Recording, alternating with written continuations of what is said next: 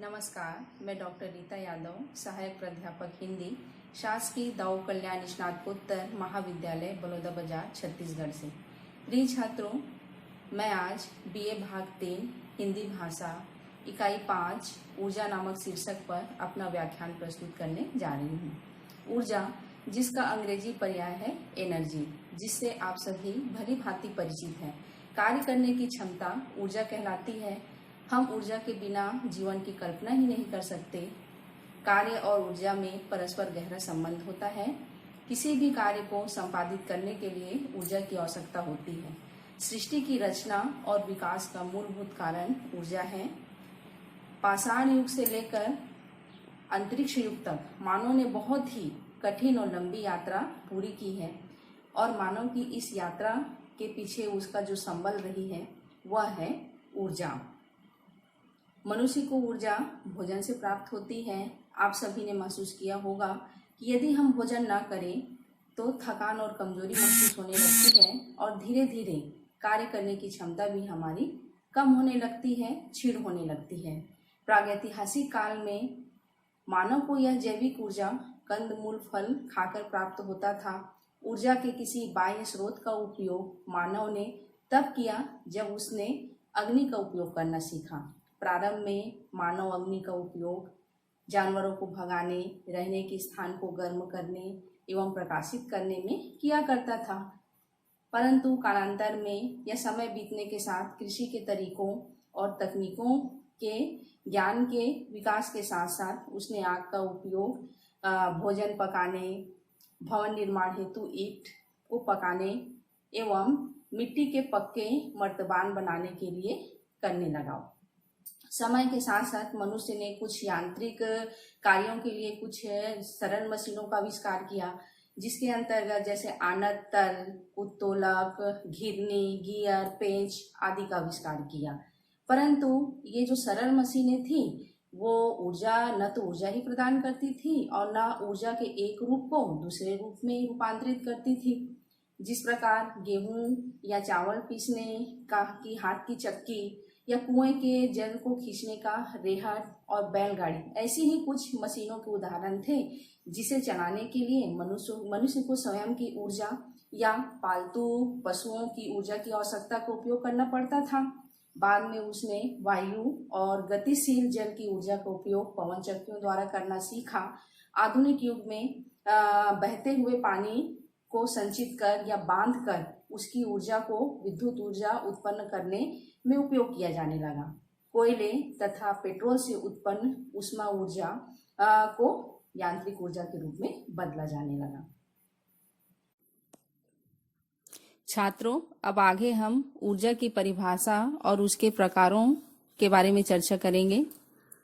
ऊर्जा कोई वस्तु नहीं है, इसको हम देख नहीं सकते, यह कोई जगह नहीं घेरती, न ही इसकी कोई छाया ही पड़ती है। इस गुण का स्थानांतरण व रूपांतरण किया जा सकता है। विज्ञान में, खासकर भौतिक विज्ञान में ऊर्जा का बहुत ही महत्वपूर्ण स्थान है।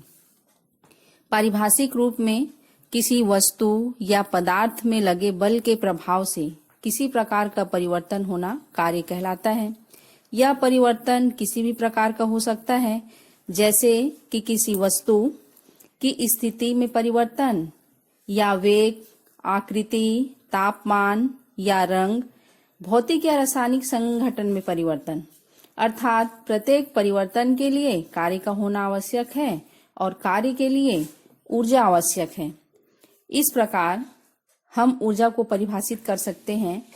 किसी भौतिक पिंड या निकाय द्वारा कार्य करने की क्षमता अर्थात परिवर्तन करने की क्षमता ऊर्जा कहलाती है। ऊर्जा की परिभाषा को और भी हम सरल शब्दों में कह सकते हैं कि कार्य करने की क्षमता ही उस निकाय की ऊर्जा कहलाती है। आगे हम ऊर्जा के प्रकारों के बारे में चर्चा करेंगे। ऊर्जा के तो वैसे बहुत से प्रकार हैं। आगे हम प्रकार देखते हैं। सबसे पहला स्थितिज ऊर्जा, दूसरा गतिज ऊर्जा, तीसरा यांत्रिक ऊर्जा, चौथा रासायनिक ऊर्जा, पांचवा विद्युत ऊर्जा, छठवां प्रकाश ऊर्जा, सातवां ऊष्मा ऊर्जा। सर्वप्रथम हम चर्चा करेंगे स्थितिज ऊर्जा, जिसे पोटेंशियल एनर्जी के नाम से भी जाना जाता है। किसी भी वस्तु में भविष्य में कार्य करने के लिए एक प्रकार की ऊर्जा निहित रहती है। इस ऊर्जा को स्थितिज ऊर्जा कहते हैं। यह ऊर्जा वस्तु में संचित रहती है, जैसे झुके हुए बाण में या ऊंचाई पर रखे पत्थर में उसकी स्थिति विशेष के कारण जो ऊर्जा होती है उसे स्थितिज ऊर्जा कहते हैं। दूसरी जो ऊर्जा है वो है गतिज ऊर्जा, जिसे काइनेटिक एनर्जी के नाम से जाना जाता है। किसी भी वस्तु में उसकी गति के कारण उसमें ऊर्जा निहित होती है, उस ऊर्जा को गतिज ऊर्जा कहते हैं। उदाहरण, बहते हुए पानी या बंदूक से निकली हुई गोली या तरकस से निकले बाण में ऊर्जा उसकी गति के कारण ही होती है। तीसरा जो ऊर्जा का प्रकार है वो है यांत्रिक ऊर्जा, जिसे मैकेनिकल एनर्जी के नाम से जाना जाता है। किसी वस्तु में गतिज तथा स्थितिज ऊर्जा दोनों एक साथ हो सकती है। उदाहरण के लिए, आकाश में ऊंचाई पर उड़ते हुए वायुयान में स्थितिज तथा गतिज दोनों ही ऊर्जा निहित होती है। किसी वस्तु के स्थितिज तथा गतिज ऊर्जा के योग को यांत्रिक ऊर्जा कहते हैं। चौथा है रासायनिक ऊर्जा अर्थात केमिकल एनर्जी। लकड़ी, बारूद या किसी ज्वलनशील पदार्थ की ऊर्जा रासायनिक ऊर्जा कहलाती है। आगे हम देखते हैं विद्युत ऊर्जा, जो कि बहुत ही महत्वपूर्ण है। विद्युत ऊर्जा आज मानव जीवन का एक अभिन्न अंग बन चुका है।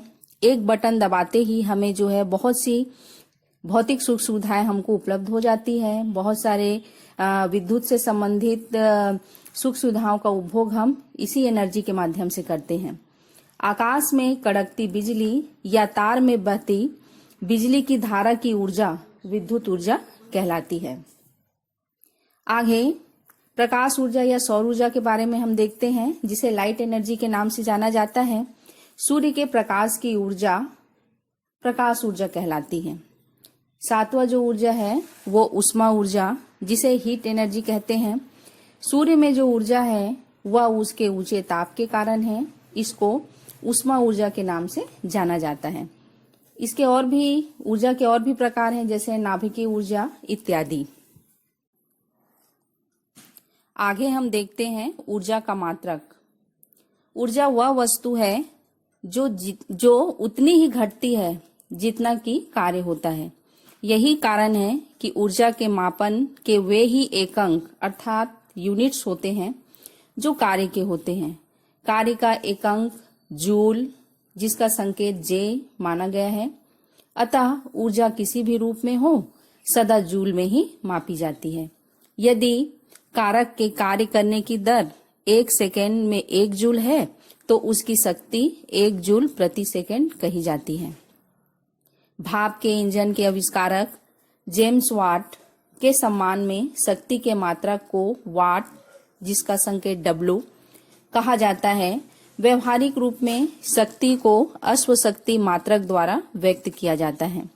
इन मात्रकों का संबंध इस प्रकार का होता है: एक अश्व शक्ति बराबर 746 वाट बराबर 746 जूल प्रति सेकेंड। 1 किलोवाट 1000 वाट के बराबर होता है। व्यापारिक स्तर पर ऊर्जा का मात्रक किलोवाट घंटा प्रयोग में लाया जाता है। यह याद रखना आवश्यक होगा कि 1 किलोवाट घंटा ऊर्जा 36 लाख जूल के बराबर होती है। छात्रों, आगे हम देखेंगे ऊर्जा अविनाशिता का सिद्धांत। विभिन्न उपायों द्वारा एक प्रकार की ऊर्जा को दूसरे प्रकार की ऊर्जा में परिवर्तित किया जा सकता है। इन परिवर्तनों में ऊर्जा की मात्रा सदा एक ही रहती है, उसमें कभी परिवर्तन नहीं होता। इसे ऊर्जा अविनाशिता सिद्धांत कहते हैं। अब हम ऊर्जा और विकास शीर्षक पर चर्चा करेंगे। आज ऊर्जा विकास का पर्याय है। ऊर्जा मानव जीवन का अभिन्न अंग बन चुकी है। किसी भी देश के आर्थिक विकास तथा लोगों के जीवन स्तर में सुधार के लिए भोजन के बाद सबसे महत्वपूर्ण कोई वस्तु है तो वह ऊर्जा ही है। अंततः किसी भी देश की प्रगति और विकास उस देश में ऊर्जा के उत्पादन और खपत में ही प्रतिबिंबित होता है।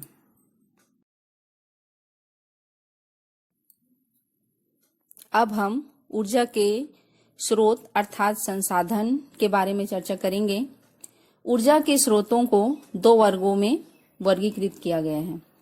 सबसे पहला है परंपरागत संसाधन, दूसरा है गैर परंपरागत संसाधन।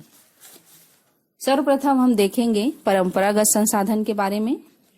ऐसे संसाधन जिसका भंडार सीमित है और कभी भी समाप्त हो सकते हैं, उन्हें परंपरागत संसाधन कहा जाता है, जैसे कोयला, पेट्रोलियम, प्राकृतिक गैस, परमाणु, लकड़ी, खनिज आदि।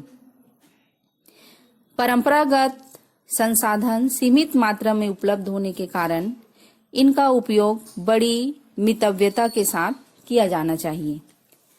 दूसरा जो स्रोत है वह है गैर परंपरागत ऊर्जा संसाधन। ऐसे ऊर्जा संसाधन जिनसे सदा ऊर्जा प्राप्त की जा सकती है, जिनका भंडार असीमित है, उन्हें गैर परंपरागत ऊर्जा संसाधन कहा जाता है, जैसे सूर्य की किरणें, पवन, ज्वारीय तरंगे, भूगर्भीय ताप, जल विद्युत आदि। कोयला, पेट्रोलियम तथा प्राकृतिक गैस की उत्पत्ति जैविक पदार्थों से हुई है। इनका उपयोग ईंधन के रूप में किया जाता है, इसी कारण इन्हें जीवाश्मी ईंधन भी कहा जाता है। अब हम ऊर्जा संकट एवं उसके समाधान पर चर्चा करेंगे।